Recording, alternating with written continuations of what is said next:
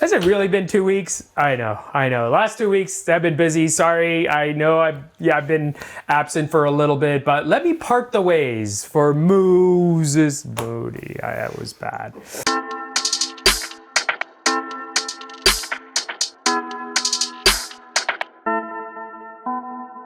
I'm Doc Faisal, orthopedic surgeon with Move Smarter Health. We are sponsored by an educational grant from Kneecap Movement. I love sports. I love talking about injuries. I take care of shoulder and knee injuries, and I operate and treat on them. And please consider this an educational, informative video only. Here we go. So let me part the way for Moses Moody. Oh my God, did you guys see that? That was insane. You know, the best part I love about this is you, the viewer, can experience all the stuff we often just see on a day-to-day basis. Not day-to-day, because one, patellar tendon injuries aren't that common, but day-to-day in the sense that we see all sorts of stuff. And eventually it just becomes like, oh, this is this, oh, this is this, this is clearly that. And you're just very analytical about it. And then and I admit it myself, I'm not great with names, but on top of that, and we often remember the image or the x-ray more than I at least actually remember the name. And that's my failing, and I try hard to remember people's name, like Dave? No, Joey. Just kidding. So in any way, the point of the matter is that you see something and it just becomes like a pattern of recognition. Now, I'll take a little tangent for a moment. Imagine that. Like, how is our baby brain to adult brain able to appreciate and recognize these patterns in an instant? Like, we go through some training, we understand what injuries are, and you see an injury, oh, that's clearly a tibia fracture, that's clearly a patellar tendon fracture. Oh, based on the anatomical morphology and you can call it pattern change, the patella is not in its usual spot, the overall conformity or the shape deformation based on your natural understanding and appreciation of anatomical characteristics that are imprinted in your brain from having done anatomy, from having seen people walking. For example, I was with one of my colleagues and we were just walking to the coffee shop. I won't name which one because I don't like that coffee shop. But anyway, Starbucks. I never said that. But I will admit, they're trying a little harder because they had this pistachio chocolate chip loaf that was decent. I love pistachio. So anyway, so we're walking and he sort of takes this step kind of awkwardly. And I said, hey, you okay? You got a little limp. And it's like, one of the amazing things is we both had this conversation about pattern imprinting recognition. And all of a sudden you kind of realize that your brain is mapped to detect this. And that's why when you see that, immediately it's like, oh yeah, it's clearly patellar tendon, just based on the mechanism and what it looks like and what it appears like based on what it happens. Now, I am talking about this in the context of Moses Moody's injury. I am not the treating surgeon, disclaimer down there. So the point of the matter is when you see that, you say, okay, you kind of have a differential diagnosis already prioritized based on what you think it is. Now, does it include a fragment of bone? Is it involved in what part of the patella? Is there a bone fragment or fracture, as it were, associated with this? And what other injuries are associated with it, like chondral injuries, chondral impact injuries, or maybe he had a meniscus injury that caused him to fail and then pull a certain way like skiers do. For skiers, the ACL is more common, but you can get patellar tendon. Or if you're a president walking down the steps, you'll get a quads tendon, and that's based on the mechanism, based on senescence in which has blood supply or not. So the older you are, you're more likely to get a quadriceps rupture. Than younger, you can get a patellar tendon rupture. That's a mouthful. But the point of the matter is, our brains are incredible. An AI model took how many years to get to a point where it could do what it's doing? But even then, like, will we ever get these AI models to get to a point where we can do this pattern recognition where a baby sees human adults walking around and it wants to replicate it and does it naturally and eventually learns. We don't teach it. Like you might say, oh yeah, come on this way, right? But are we teaching it to move a certain way with arm movements, balance, bobbing your head and balance and core, all of that? No, you train them when they're athletes and you say you have to work on this, this, and this, work on these muscles, work on this fitness. But the natural learning ability is incredible. So, segue. Back to this point. Don't worry. Joey will splice it out. We'll have it separately. So if you want to listen to that, all that boring, geeky, nerdy stuff, you don't have to do that. But hey, I'm exciting anyway. Cut that out. He won't. He'll just let it play. So, what happened here? So let's just go back. I know you've watched all my other videos. We've talked about various types of injuries in the knee and the patellar tendon. So what do we have? Femur, tibia. Okay, we got a fibula over here. Patella, right? This is minimized. There's so much more happening around the knee than just this, right? Quadriceps patellar tendon. What happens when this rips off? Normally, this is the knee, right? When you bend your knee, this is what it should look like. So see, that's the normal contour. Now, I broke the patellar knee. So broke the patella on this, and I don't know where I put it. There it is. Here we go. Okay, so let's take this for example. You are okay. Don't worry, they're not living tissue, they're just plastic. Charles. I haven't talked to Charles in a while. Do you think he still likes me? Definitely not. Yeah. Very bad. We might have to have an episode with Charles. And based on how quiet Charles is being, we may have to get a mental health therapist in a group session. That specializes in legs. That's specialized in, blue toenail prosthetics. Anyway, so now we're back. Okay. So here you go. So he's bent his knee, but his patellar tendon is missing. So where is this? Way up here, right? So the patellar tendon, which was here, he landed. Now, everyone knows, we've talked about this before. This is like basic biomechanics, eccentric loading, where you're landing and you're contracting and stretching at the same time, right? But the part that, we really need to appreciate is how much force is going through that. We talked about that before. We know that the kinematics of lab-based models are completely inaccurate. Okay, I can guarantee you that. Well, I'll have to put a liability disclaimer on that. But what are we measuring? We are measuring dead tissue in a cadaveric lab and coming up with numbers and saying this is accurate about the number of newtons of force. And these players are putting way more than 5 times their body weight. They must be. Because the force that goes through it to rupture the patellar tendon has to be, ultimate tensile strength has to be higher than what we're measuring in a cadaveric lab. It's dead tissue. Not only is it dead, most of the tissue, we've talked about this. Sorry, segue. We talked about this.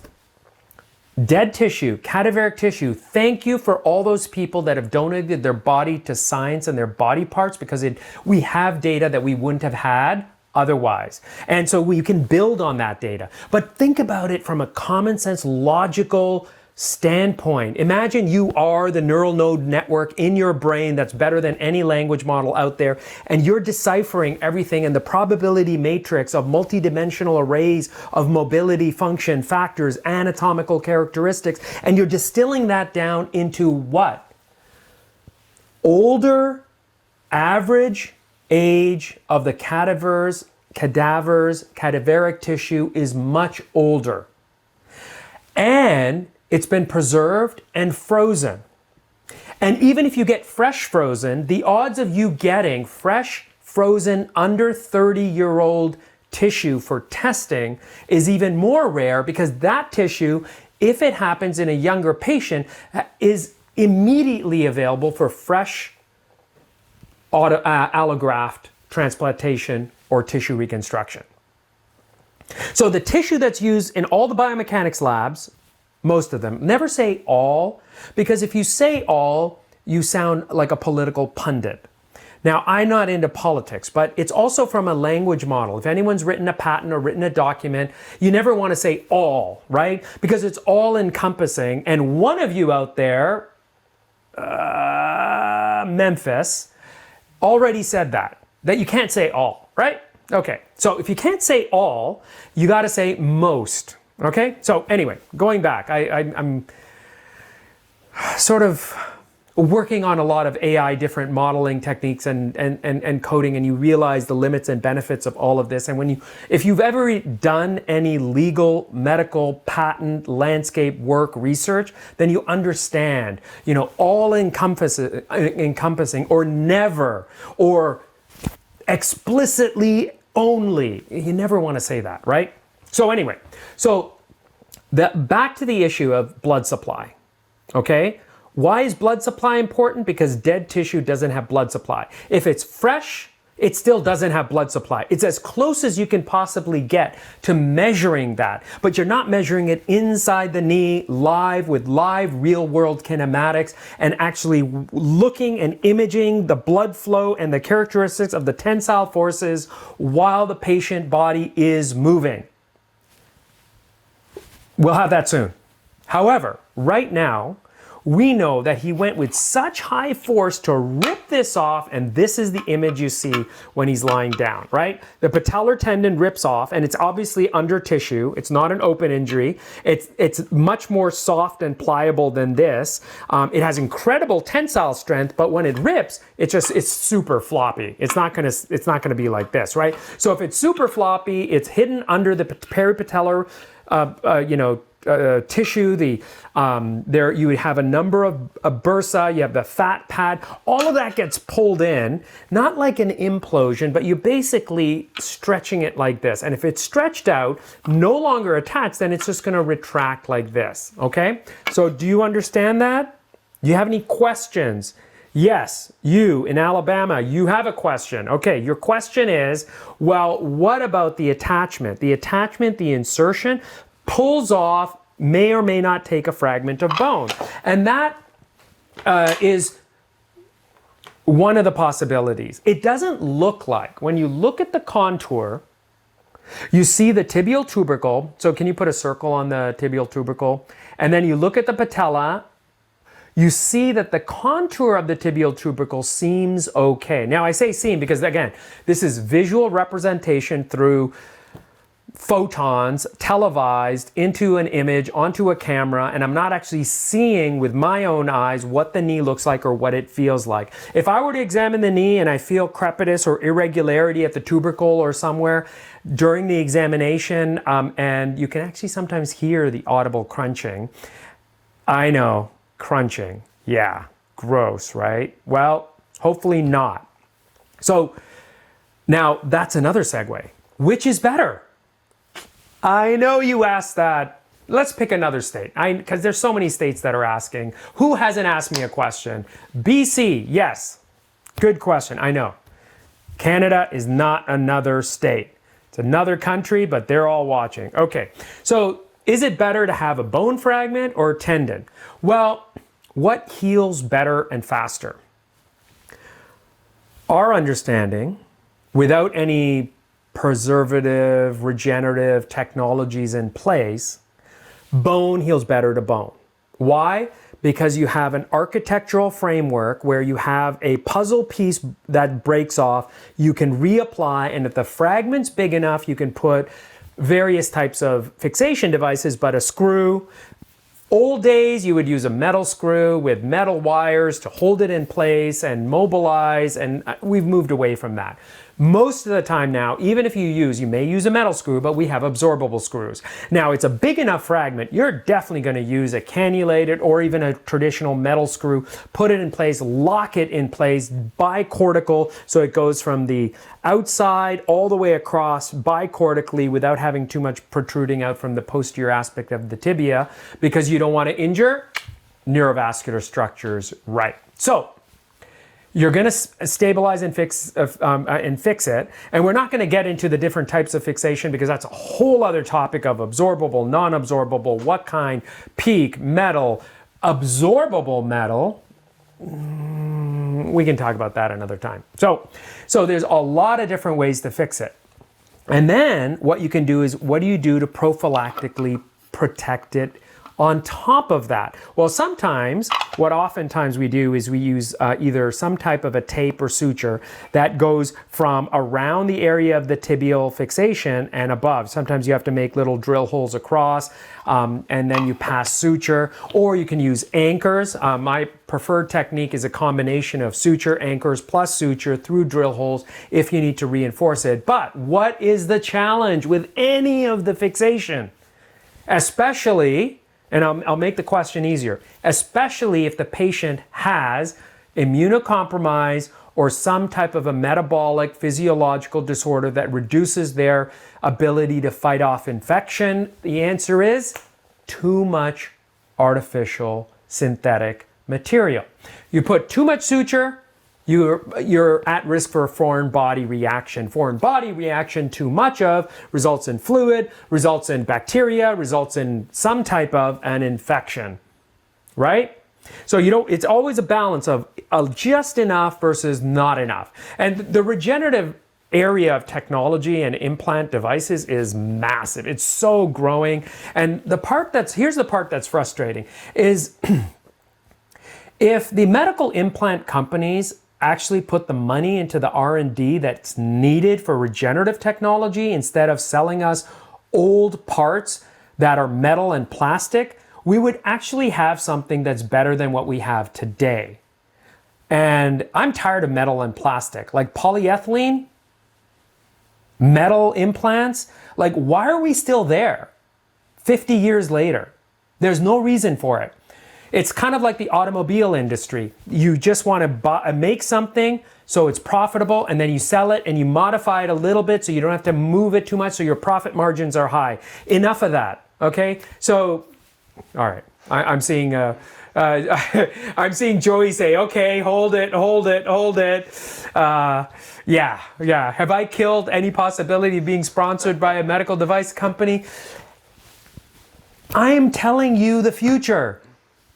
Regenerative technology is so obvious. The amount of money going into it needs to be more. We need to do better for humans, okay? Enough with the robots. Humans. All right. Robots for another day. Am I a robot? Okay, cut that out. So what other questions do you have about Moody? This seems, and maybe just an uglier injury than other injuries, but does this have the same timeline for recovery?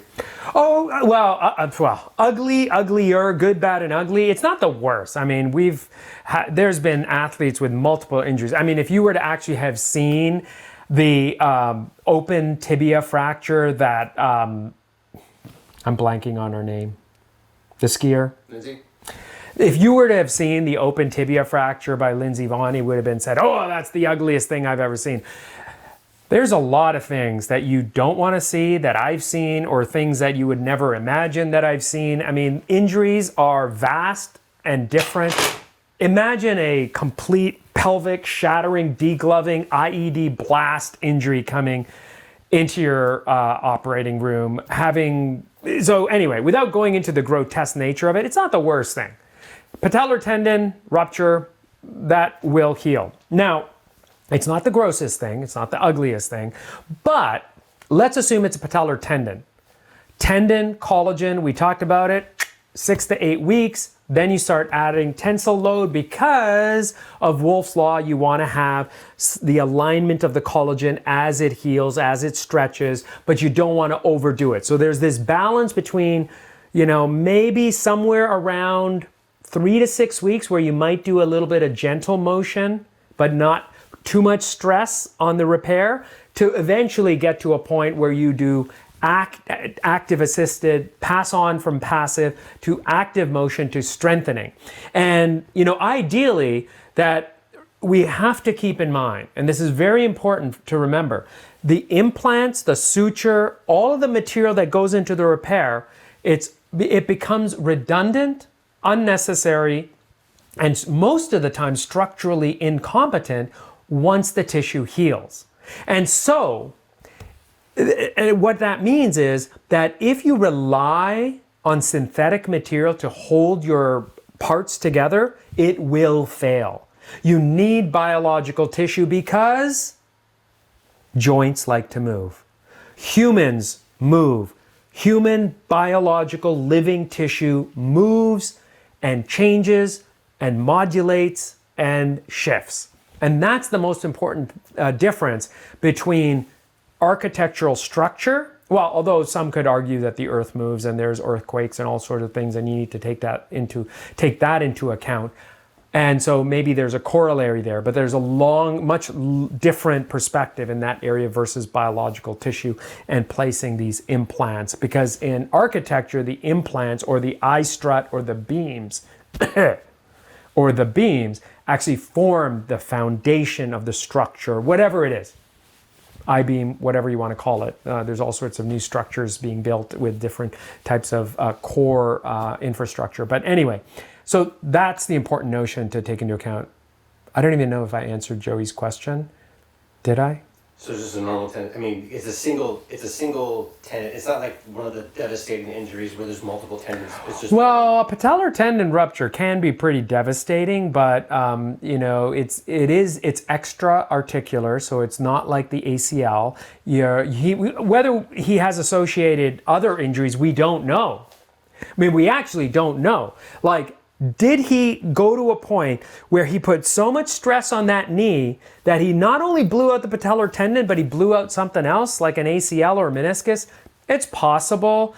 Common things being common, typically patellar tendon that I've seen in this type of injury happen isolated. They don't usually, but then he hyperflexed so much, it's possible. Like, I would say that the Achilles tendon is probably more common. You know, you hear that, like, it's kind of like someone just got thwacked by a racket on the back of their Achilles tendon, and that's the classic Achilles heel injury. But yeah, I mean, traditionally it should be tendon to bone healing or bone to bone. We don't know. If he even has a flake of bone, even if you have to do a repair like it were a patellar tendon, even a flake of bone on that edge of patellar tendon is valuable for healing. Now, he's also more than likely going to have all, the best of the best with respect to treatment, I'm sure. He may get regenerative technology. He's going to have all the types of different modalities for healing, therapy every day, all sorts of, modalities and therapeutic modalities and possible regenerative technologies and medications and other things that, vitamins, more than likely is going to be the case that will benefit the healing that we as regular human beings with regular insurance don't always have access to. You'll be lucky to get maybe 1 session to 2 sessions to 3 sessions a week, and depending on your insurance, you may or may not get that. And that's ultimately another big question is we know that athletes, in order to recover, need to have this amount of care, and yet we offer the everyday human this amount of care, and then we expect them to return back to work or sport to the same level. And yet these athletes who are getting like probably 20 to 50 to 100 times more care than we do, they don't always come back to their fullest potential. So, but that's a question and a conversation for another day as well. See you next time. Hopefully not 2 weeks. I'll try and make it shorter.